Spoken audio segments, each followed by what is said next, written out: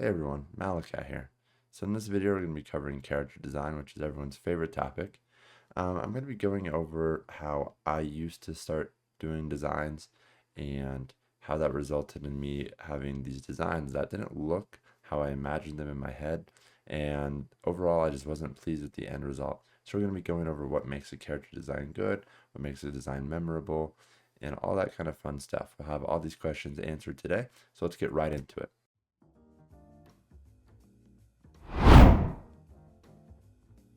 So before we move on, I wanted to show you guys how this approach has worked for me in the past.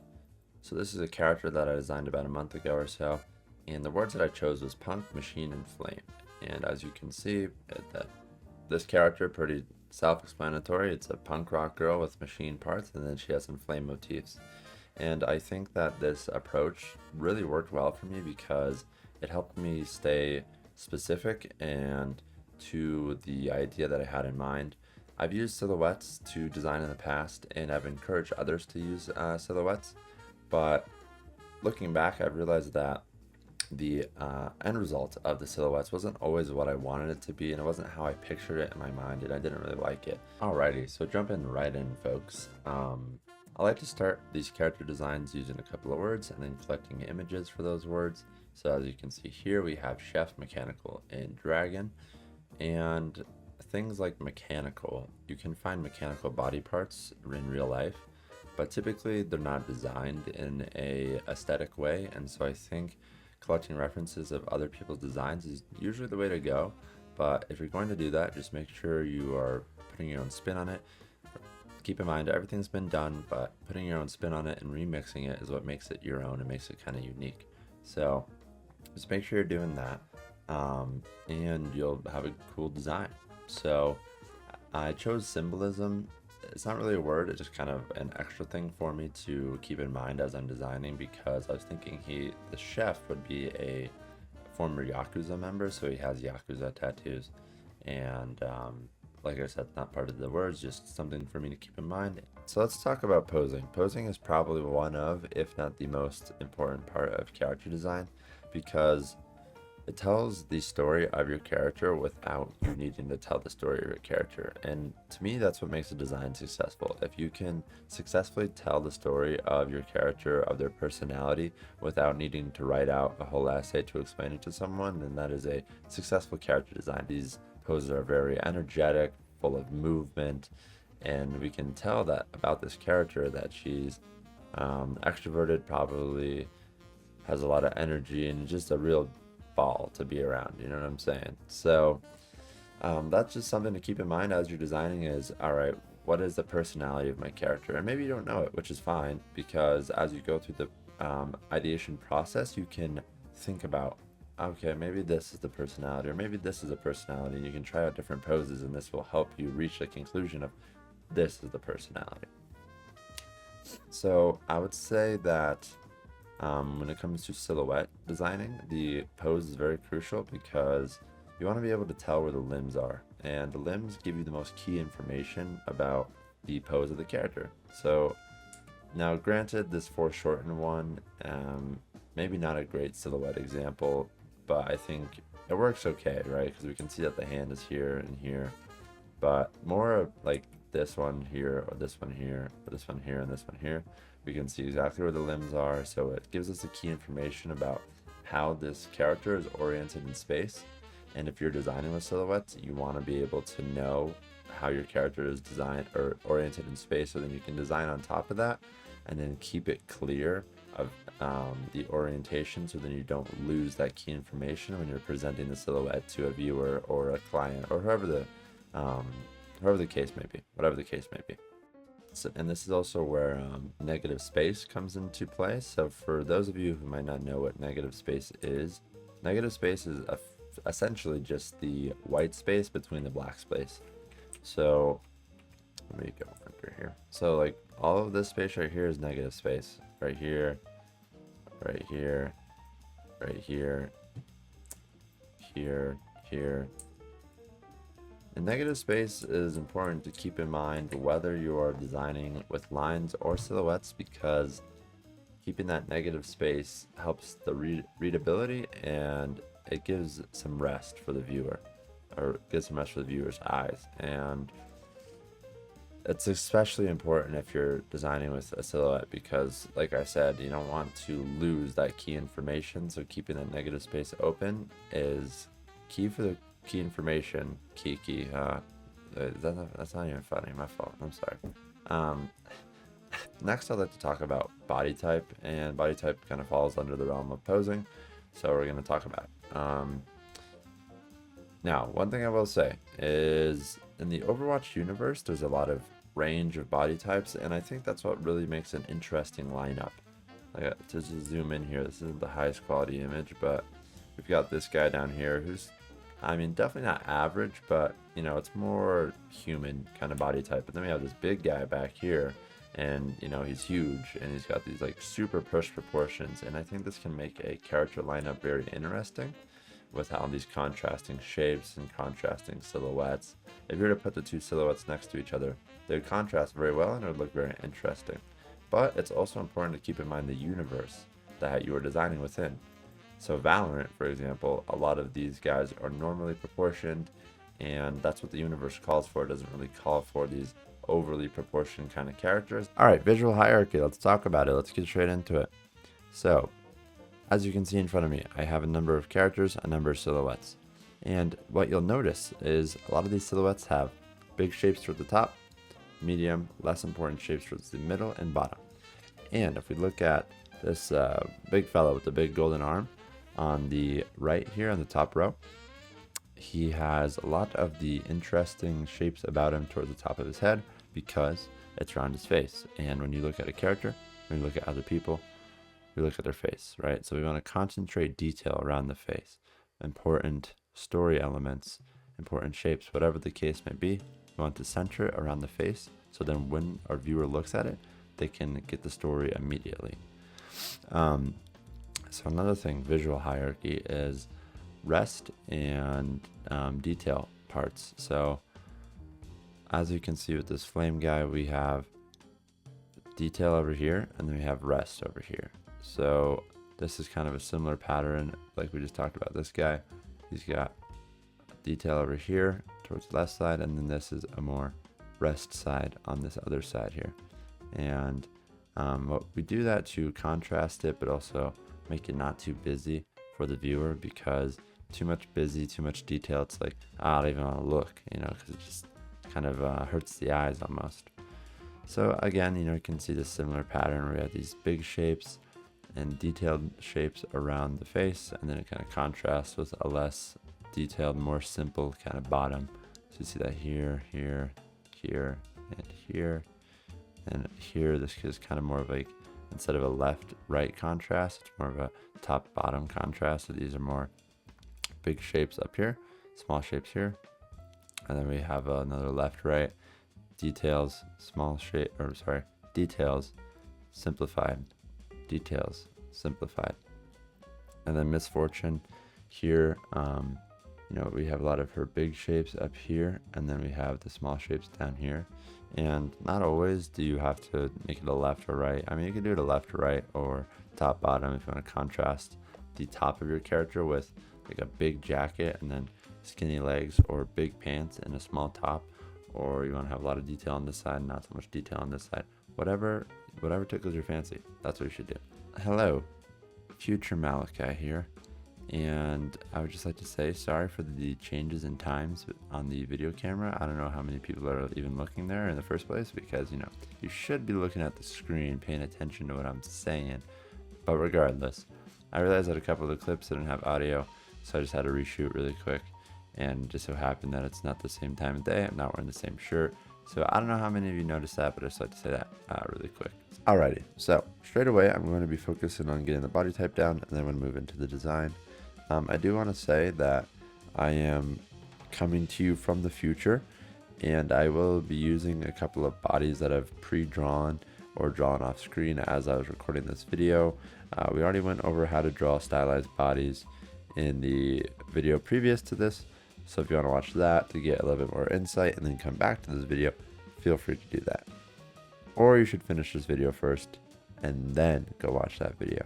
I'd actually prefer that you watch this video first, then go watch that video.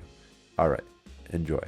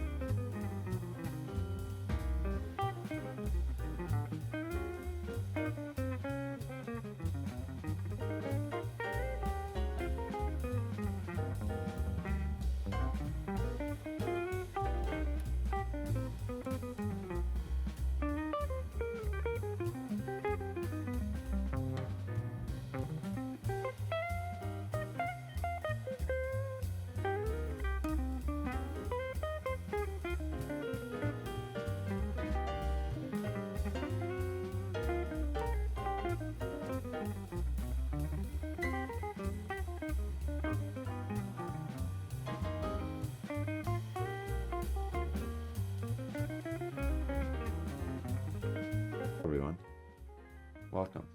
So, as you can see, I have these two designs in front of me. You might be thinking, are these the final designs? Well, no, they're not. You might know that by the thumbnail, maybe. I don't know. So, you might be thinking these are the final designs. Well, they're not. And the answer is that I got some feedback on these because I was really excited about these. I thought they looked really cool.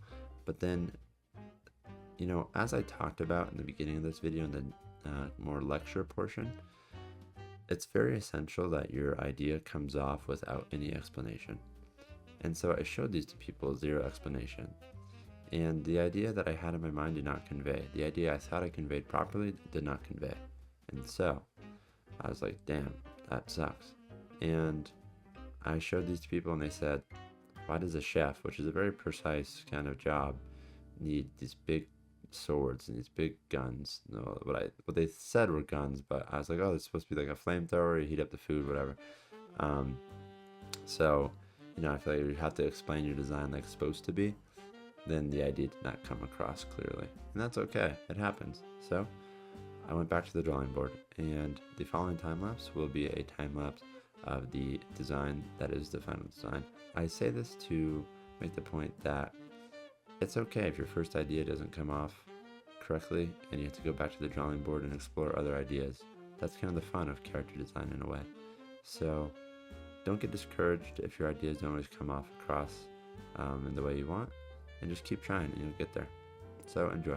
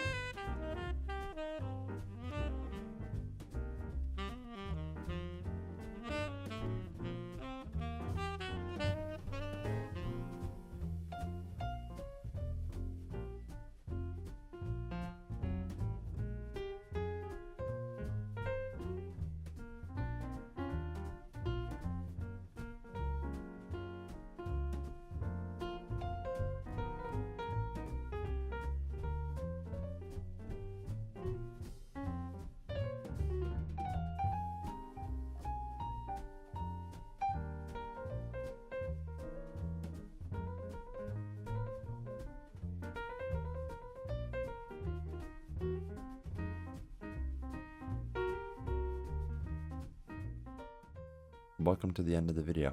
Thank you so much for watching. I hope you enjoyed it. I hope it helped. I hope you're improving your character design skills as we speak. Stick around because next time we'll be getting into color and expressions. So, until then, I will see you all later.